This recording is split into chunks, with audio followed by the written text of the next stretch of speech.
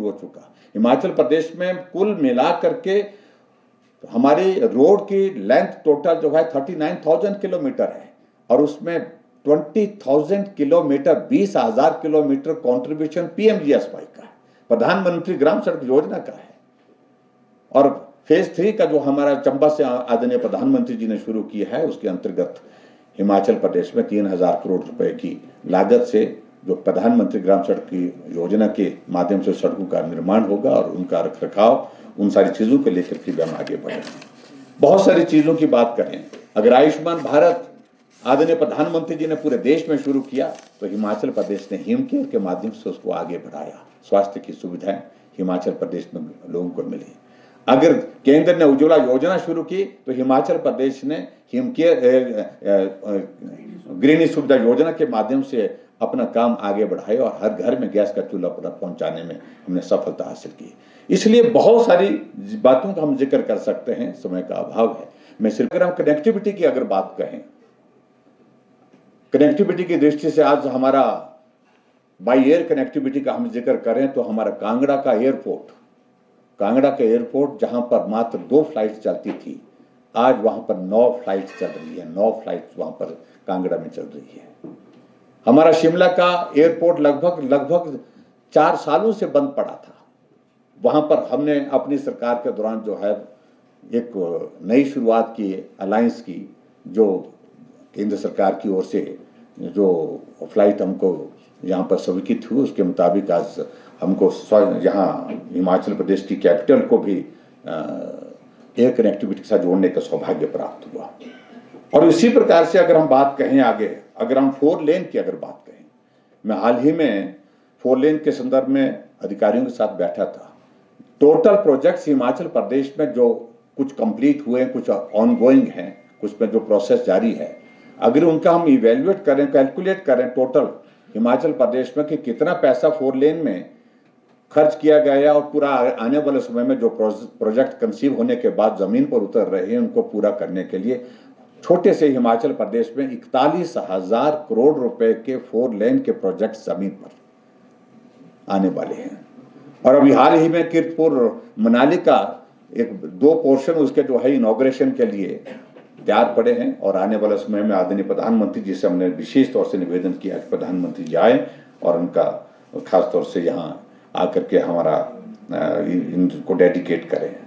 अगर हम आदरणीय प्रधानमंत्री नरेंद्र भाई मोदी जी का ये 9 वर्ष का कार्यकाल बहुत सुनहरी रहा और 10 वर्ष अगला साल पूरा होने के पश्चात निश्चित रूप से जो विकास के नए आयाम स्थापित किए हैं उन सारी चीजों को ध्यान में रखते हुए आदरणीय प्रधानमंत्री नरेंद्र भाई मोदी जी फिर से देश के प्रधानमंत्री बने, ये हम सब की भावना है, सबकी एक इच्छा है और इस इच्छा को पूर्ण करने के लिए हम सब लोग काम करेंगे। आज के इस कार्यक्रम में आदरणीय मंत्री प्रहलाद पटेल जी हमारे बीच में वो सारा विषय रखेंगे। आप सब आज के इस कार्यक्रम में आए, आप सबको बहुत बहुत धन्यवाद। नमस्कार। मैं इसी के साथ धन्यवाद देता हूँ और मैं अपने प्रधानमंत्री का भी आभारी हूँ, अपनी पार्टी का भी धन्यवाद करता हूँ, उनके प्रति आभार व्यक्त करता हूँ कि मुझे इस रोड मैप को जो 9 साल का हमारी उपलब्धियाँ थी उन सबको हिमाचल की राजधानी में आप सबके बीच में रखने का मुझे अवसर मिला है।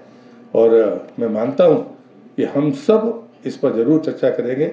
हमारे जितने भी राज्य के आदरणीय नेतागण हैं वो आपसे इंटरेक्शन करेंगे और मैं मानता हूँ ये परंपरा सबके साथ होनी चाहिए कि जो करता है वो उपलब्धियाँ अगर आपके सामने होंगी तो समीक्षा से लेकर समाचार तक आपको शायद तुलना करने में मदद मिलेगी। इसी निवेदन के साथ मैं आपका धन्यवाद करते हुए अपनी बात को समाप्त करता हूँ। धन्यवाद।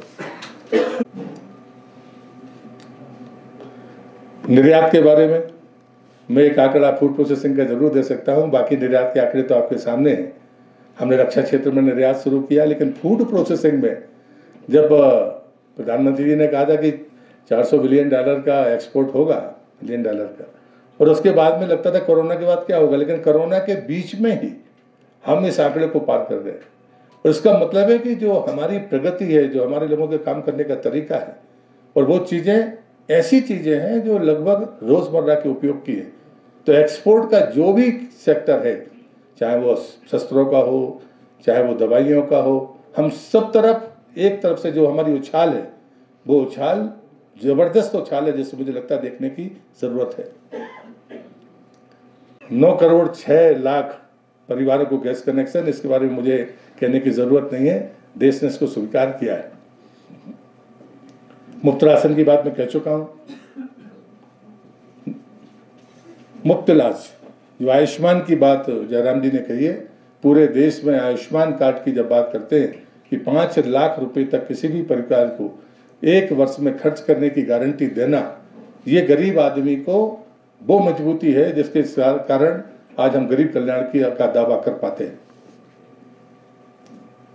सैनिटरी पैड, ये जो बच्चियां स्कूल जाती थी, या जो मैं समझता हूं ये सामाजिक सरोकार का एक बेहतरीन उदाहरण है।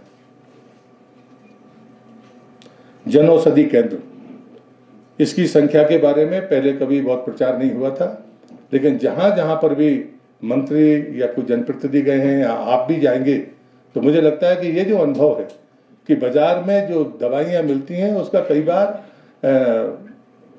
10% या 5% में भी यहाँ पर दवाइयाँ उपलब्ध है, और जो पेंशनधारी हैं, जो वृद्ध लोग हैं, उनके लिए ये एक मिसाल के तौर पर है जिसने बड़ा संबल दिया है।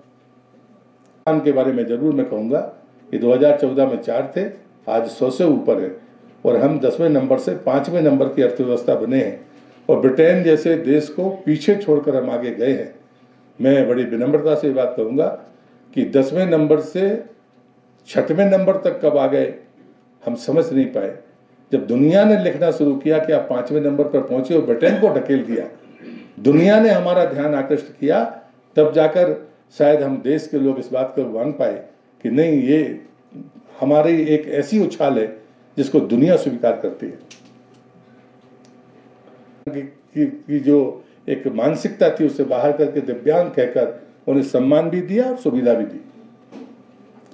मैं कह चुका हूं, गति भी और प्रगति भी। 2014 में जहां पर 74 हमारे सामने एयरपोर्ट थे, और इन 9 वर्षों में 74 और हो गए। जो 75 उसके पहले जो जितने वर्षों में थे वो कुल 74 थे। अब जो 2014 के बाद से इन 9 सालों में 74 एयरपोर्ट उसमें और जोड़ दिए गए। 2014 में यदि नेशनल हाईवे की बात करें, जिसकी बात कही गई है, और मुझे लगता है कि इस पर मुझे ज़्यादा समय खराब नहीं करना चाहिए।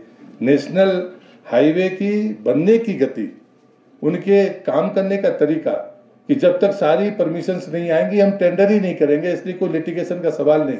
गति के पीछे जो विजन है वो महत्वपूर्ण है। वाटरवे पहले 0 था 2014 तक, अब 111 है।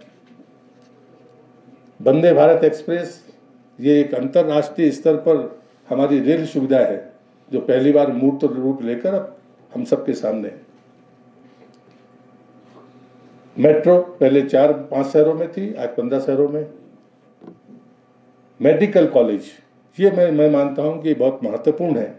एम्स का जो हिमाचल का आंकड़ा है, लेकिन देश का आंकड़ा अगर हम देखें तो पहले 7 थे, आज 15 है। मेडिकल कॉलेज पहले 641 थे, लेकिन 9 साल में 700, यानी उससे ज़्यादा मेडिकल कॉलेज इन 9 सालों में खुले हैं। लेकिन उनसे ज़्यादा अगर मैं कोई महत्वपूर्ण बात मानता हूँ, शायद आप भी मानेंगे, कि जो मेडिकल की शीर्ष थी, चाहे पोस्ट ग्रेजुएशन की हो चाहे बैचलर डिग्री की हो, ये जो चीज़ें नहीं होने के कारण हमारे मेडिकल कॉलेजों की जो हालत थी फैकल्टीज़ की, वो सबसे बेहतर हुई है। पहले 82,466 थे, और 9 साल में ये 69,663 नई सीट्स उसके साथ जोड़ी गई।